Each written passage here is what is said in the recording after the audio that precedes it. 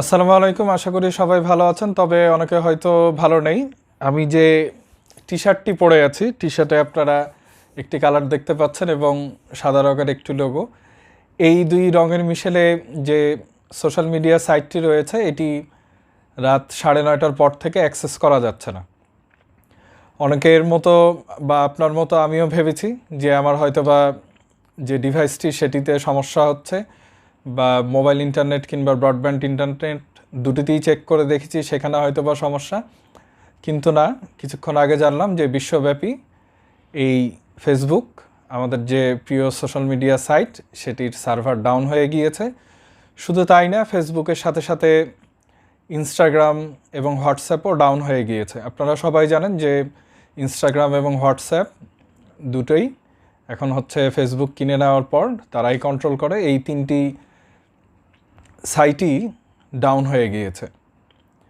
খুব সম্ভবত মেসেঞ্জারও কাজ করছে না, মানে সব মিলিয়ে হচ্ছে চারটি বলা যায়। ফেসবুক কাজ করছে না, মেসেঞ্জার কাজ করছে না, ইনস্টাগ্রাম কাজ করছে না এবং হোয়াটসঅ্যাপও কাজ করছে না, মানে দুটি সোশ্যাল মিডিয়া সাইট এবং দুটি মেসেঞ্জার অ্যাপ। তো কেন আসলে ফেসবুক, ইনস্টাগ্রাম এবং হোয়াটসঅ্যাপের সার্ভার ডাউন হয়েছে এটা সম্পর্কে বিস্তারিত জানা যায়নি।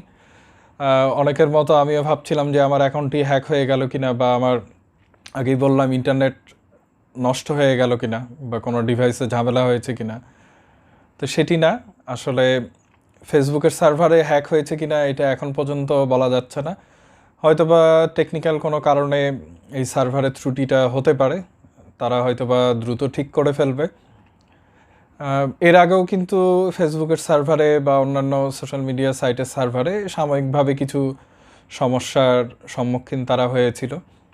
এখন আমাদের দৈনন্দিন জীবনে ফেসবুক, ইনস্টাগ্রাম বা হোয়াটসঅ্যাপ যাই বলি না কেন, এই সাইটগুলো এত বেশি জড়িয়ে গিয়েছে যে 10 মিনিট বন্ধ থাকলে মনে হয় যে অনেক বড় কিছু হয়ে গিয়েছে।